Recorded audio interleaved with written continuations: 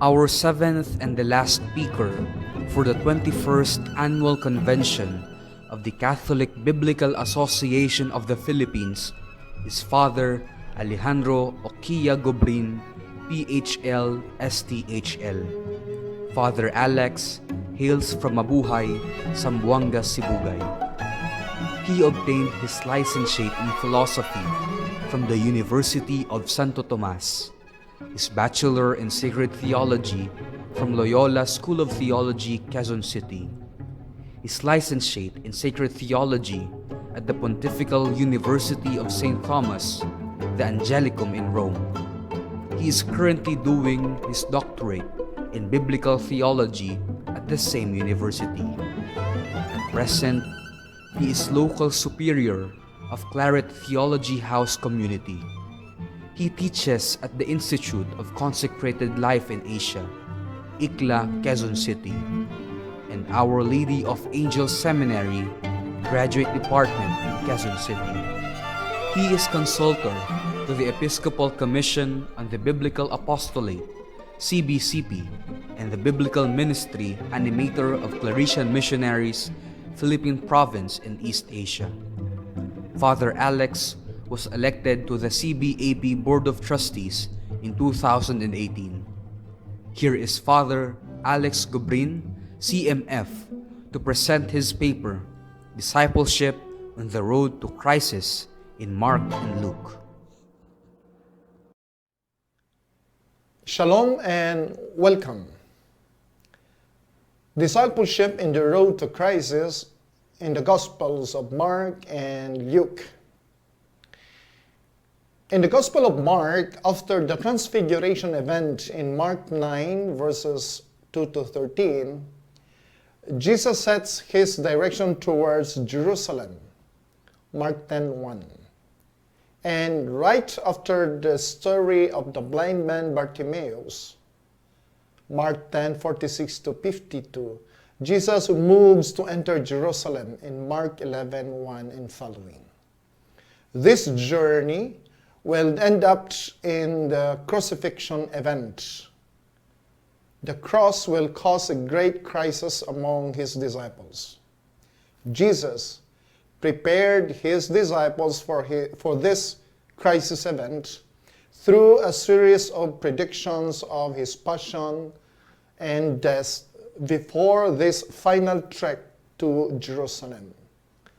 Simultaneously, these events unmask the disciples' current concerns and difficulties for accepting the crisis of the cross. Unlike Mark and Matthew, who only briefly mentions Jesus' departure from Galilee to Jerusalem, Luke gives attention on this journey. Luke indicates Jerusalem as Jesus' destination in Luke 9:51, but he does not focus on the travel to Jerusalem itself. Luke presents a journey of discipleship in which Jesus marks the path of discipleship, and several teachings of Jesus that are unique to Luke's gospel appear in this travel account. In the Gospel of Luke, Jesus unloaded his teachings on discipleship during his final trek to Jerusalem, Luke 9:51 to 19:28. If understood well, these teachings will help the disciples bear the horrors of the cross crisis. This conference will present different perspectives and learnings of discipleship on the road to the crisis of the cross through literary structural analysis and hermeneutical appropriations for the current experience of crisis. The Gospel of Mark. The Gospel of Mark is oftentimes referred to as the handbook of discipleship. The first part of Mark's Gospel presents the calling, the naming, and the sending of the disciples.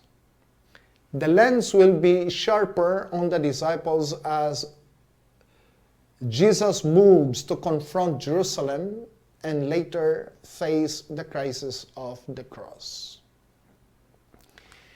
A general structure of Mark and reading Mark through using discipleship as hermeneutical key. We understand this is a commonly accepted structure of the Gospel of Mark. You have the beginning, chapter 1, verses 1 to 15, and his public ministry, chapter 1, verses 16 to chapter 8, 26, and the death of Jesus in chapter 8, 27 to 16, 8. Earlier studies proposed geographical and thematic or Christological principles in determining the structure of Mark. More recent studies considers literary or rhetorical basis for the structuring of Mark. For our purpose, I follow the following structure, which simply divides Mark into two halves after an introduction. Though aware of the difficulties of this structure, it can provide a more dynamic reading of Mark through the lens of discipleship. The beginning. It is important to take note of the overarching design of Mark's Gospel by looking at the beginning, chapter 1, verse 11, the middle, chapter 9, verse 7, and the end, towards the end, chapter 15, verse 39. This Messiah is the beloved Son, but the final recognition of it will only come towards the end of Mark, at the cross. At the very outset, we are told to be a disciple, he or she must confront the cross. Then you have public ministry of Jesus. This part focuses on the ministry of Jesus and the people. The disciples will be introduced to in a progressive upgrading of their status. In the first section, you have Jesus, narratives about Jesus' authority. In chapter 1, 16 to 3, 12. Right after the introductory part of Mark, Jesus calls his disciples, the calling of the disciples. This episode is followed by events and situations where Jesus is performing as the Messiah.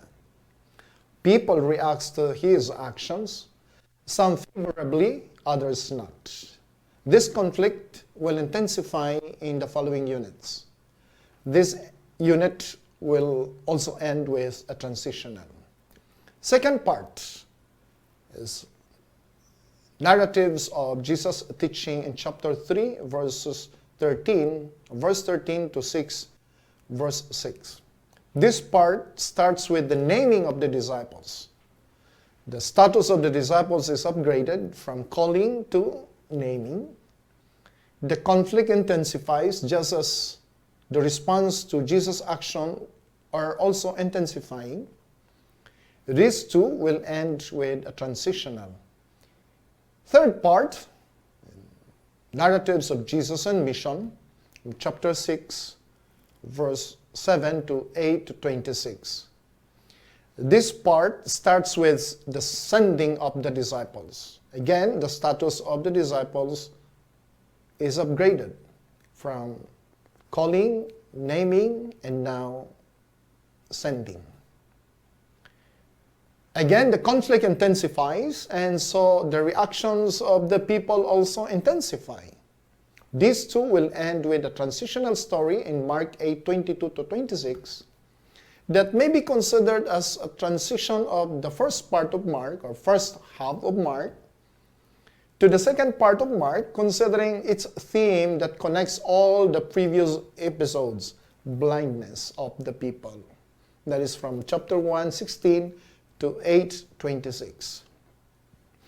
This connects to the next half, Mark, in chapter 8:27 to 16:8, that will also carry the same theme of blindness, this time not of the people, but blindness of the disciples. The second part of Mark, or the second half of Mark, which is the focus of our study. This part deals with Jesus' journey to Jerusalem and its consequences, and focuses on Jesus' teaching and the cost of discipleship. First part, Jesus' instruction of the disciples. Jesus tells 3 times about his death in Mark 8:31, 9:31, and 10:31, or 33. It is interesting to note the reactions of his disciples every time Jesus predicts his death. Here we start to see the unmasking of the heart of the disciples. This ends with a transitional story parallel to the ending of the first half of Mark 10:46 to 52. Here, while Jesus unmasks the heart of the disciples, he also unloads his teachings on discipleship. Lose your life, be the last, and be the least.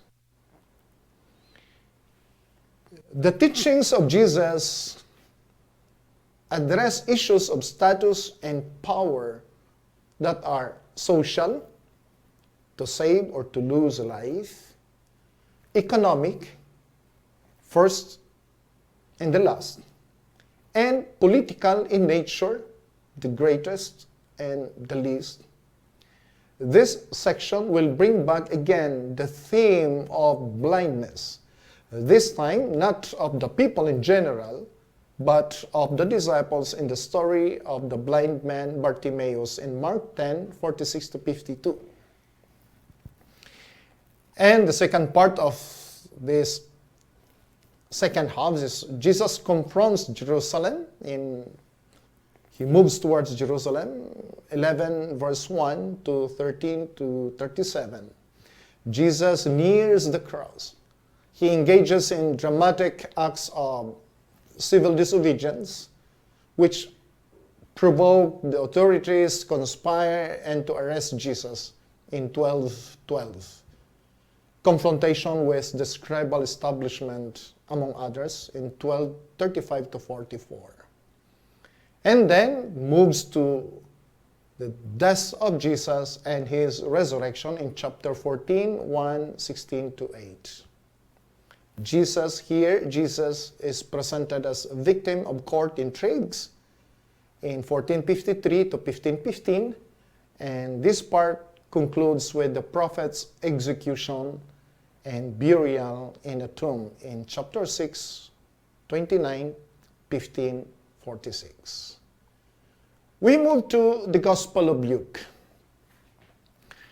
While the Gospel of Luke is typically remembered for the universality of salvation and Jesus' compassion, it also presents the demanding lifestyle that Jesus both lived and required of his followers. In the travel narratives, Luke presents this demanding lifestyle for a disciple while Jesus is moving towards Jerusalem to confront the final rejection, the crisis of the cross. General structure of the Gospel of Luke, the most commonly accepted, and reading it through discipleship as hermeneutical key. As we might be very familiar already that there's the prologue, the infancy narratives, preparations for public ministry, ministry in Galilee, which is signaled by a rejection, journey to Jerusalem, travel narratives, also signaled by rejection, and ministry in Jerusalem, a kingly entrance to rejection, and passion, death, and resurrection, the final rejection. So at the very outset, we have seen the narrative, the entire narratives of rejection. This prophet will be rejected. Luke does not stress that as the Son of God, Jesus was misunderstood by all who came in contact with him, as in Mark. Nor does Luke emphasize that Jesus was a new Moses, bringing a new interpretation of the law for his followers who were to keep the law even better than the scribes and the Pharisees, as in Matthew. Instead, Luke emphasizes that Jesus was a Jewish prophet, much like the prophets of old. He was born like a prophet, he preached like a prophet, he healed like a prophet, and died like a prophet. So you have the structure of Luke. You have the prologue where Luke states his purpose and dynamics of writing.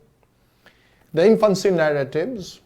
Luke reports the extraordinary circumstances surrounding the birth of a prophet. Preparations for the public ministry. Luke reports how Jesus prepares for the mission like a prophet. And the ministry in Galilee, which preludes our concern later. Ministry in Galilee, chapter 4:14 towards 9:50. At the very beginning of Jesus' ministry, he was rejected in 4:16-30. Just after he delivered his first attempt to preach in his hometown to present his platform or agenda, he almost got killed. This event signals not only the path that Jesus, the prophet, will be taking, but this will also serve as a warning for those who want to follow him. In fact, towards the last part of this phase, talks about discipleship that will set up as a background of Jesus' journey towards Jerusalem. In chapter 9 starts with the sending of the 12 with clear instruction, the return of the disciples and the feeding of the 5,000. Then, after Peter's confession about Jesus and the first prediction of his passion, Luke immediately placed the conditions of discipleship: to deny oneself. Then, the transfiguration event is registered with explicitly stating that Jesus will accomplish his exodus in Jerusalem. Then, we also read the second prediction of Jesus' passion, immediately followed by an argument arose among the disciples about which of them was the greatest. This series of events are closely knit to provide signals and background setting of the next phase, the journey to Jerusalem. In chapter 9:51, verses 19-27. Mark and Matthew, Mark in chapter 10, verse 1, and Matthew 19, verses 1-2, only briefly mentions Jesus' departure from Galilee in his trek to Jerusalem. But Luke gives greater attention to this journey. From the very start of this journey, Luke names Jerusalem as Jesus' intended destination. And he explicitly mentions Jerusalem in numerous times during the journey. Luke 9:53, 13:22, 34, 17:11, 18:31, and 19:11. This phase is also signaled by a rejection of the inhospitality of the Samaritan town in Luke 9:51-56. Here we will give attention only to some texts much later. Then followed by the ministry in Jerusalem, 19:28-21:38. The following phase of his ministry is signaled by a kingly entrance to Jerusalem, but it is also a kingly entrance to rejection. Jesus is nearing the cross. Then followed by the passion and death of resurrection of Jesus in 22 verses verse 1 to 24:53. The last phase of Jesus' life is to confront the cross, his final rejection. He was born like a prophet, preached like a prophet, he healed like a prophet, and he will die like a prophet. Now, let's go back to the travel narratives in Luke, chapter 9:51 to 19:27. A closer look on our text of study. We will give attention only to some cases in this section. 1. The three that would be disciples of Jesus. The introduction of this episode provides context to help us understand that these episodes occurred in Jesus as Jesus walked with his disciples while en route to Jerusalem. In Luke 9:57 it says, as they were proceeding on their way. 3 cases. 1. I will follow you wherever you go. And Jesus' answer was, foxes have holes, birds of the air have nests, but the Son of Man had nowhere to lay his head. Lesson. Jesus' life was very inconvenient, and it will be so for those who chose to follow him. Second case. Lord, let me go first and bury my father. The response of Jesus was, let the dead bury their dead, but you go and proclaim the kingdom of God. Lesson. Cultural tradition over a singular opportunity to walk to Jerusalem. Devotion to the Lord is a disciple's highest priority. Third case. Lord, I will follow you, but first, let me say farewell to my family at home. The response of Jesus was, no one who sets a hand to the plow and looks at what was left behind is fit for the kingdom of God. Lesson. Resolute determination as following like Jesus, who sets his face to go to Jerusalem in Luke 9:51 and did not look back. Chapter 10 begins with the mission of 72, and careful notice to the instructions of Jesus reveals in practice the invitations of Jesus in the case of the would-be disciples earlier. The disciples return with joy later. The case of a scholar of the law, the parable of the Good Samaritan, and the story of Martha and Mary, these stories are closely knit together into one theme: the love of God and the love of neighbor. The question of the scholar of the law provides the setting, and the Good Samaritan elucidates the love of the neighbor, while the story of Martha and Mary elucidates the love of God by being single-hearted and obedient listener to Jesus and God. A disciple must love. There are no exceptions of loving for the followers of Jesus. Love of God, love of neighbor. He or she must be single-hearted and holds nothing even as he or she confronts the cross.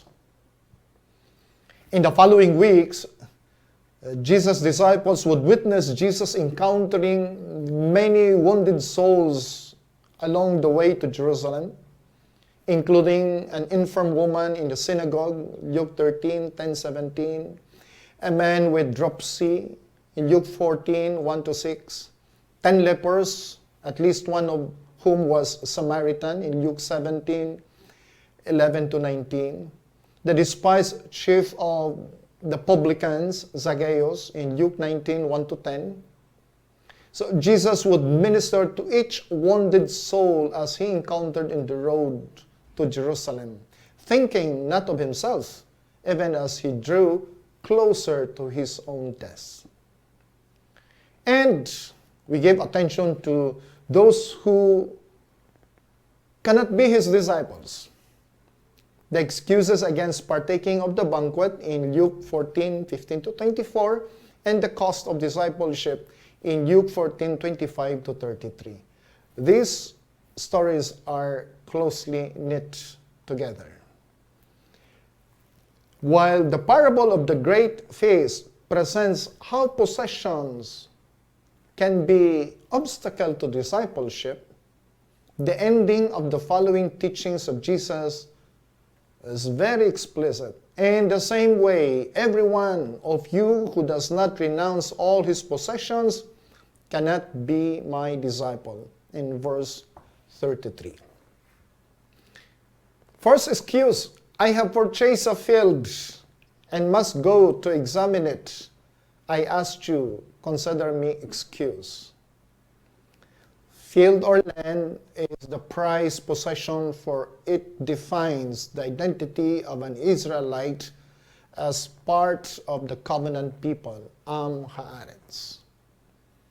I have purchased 5 yoke of oxen, and I am on my way to evaluate them. I ask you, consider me excused. This is equivalent to a huge business engagement. To have an ox is big. To have 10 oxen is huge. I have just married a woman, and therefore I cannot come.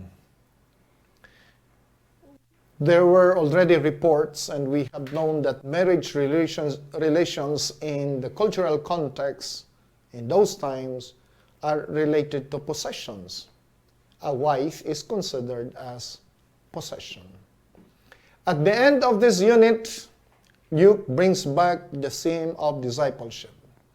If anyone comes to me without hating his father and mother, wife and children, brothers and sisters, and even his own life, cannot be my disciple. Whoever does not carry his own cross and come after me cannot be my disciple. In the same way, every one of you who does not renounce all his possessions cannot be my disciples. 3 times, the phrase cannot be my disciple is employed. Renunciation and sacrifice cannot be ruled out in the path of following Jesus. The cross is at the very center of this challenge. Concluding reflections. Crisis unmasks the human heart. As Mark's gospel presents Jesus as the misunderstood Messiah, it also unmasks the inner concerns of Jesus' disciples: to save one's life, to be the first, to be the greatest. The response of Jesus is clear-cut. Lose it, be the last, and be the least. As we have said already, that the teachings of Jesus address issues of status and power that are social, economic, and political in nature. Mark is very clear. The disciples were blind, and they did not understand that Jesus is a suffering Messiah.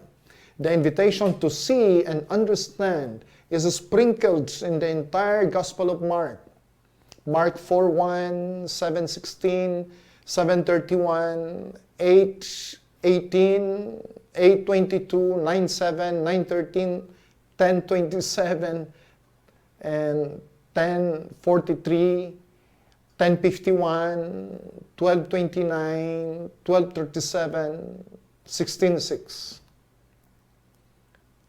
After the cross, Jesus is proclaimed as the Messiah of God. Truly, this man was the Son of God in Mark 15:39. Understanding the Messiah is to embrace the cross. Responding to the crisis. According to Luke, be ready for rejection. Rejection is an overarching theme in the Lucan Gospel. Jesus is rejected, so his disciples too. On the road to the final rejection of Jesus, he tutored his followers to the difficult path of discipleship. Jesus' life was very inconvenient, and it will be so for those who chose to follow him. Devotion to the Lord is a disciple's highest priority. Resolute determination to follow Jesus, who sets his face to go to Jerusalem, Luke 9:51, is essential requirement for discipleship.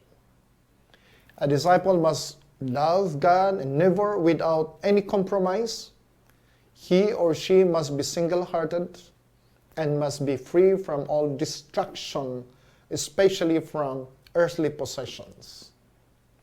Finally, a disciple must be ready to embrace the cross and suffer exodus, as Jesus, the prophet, the Messiah, and the Master taught and did.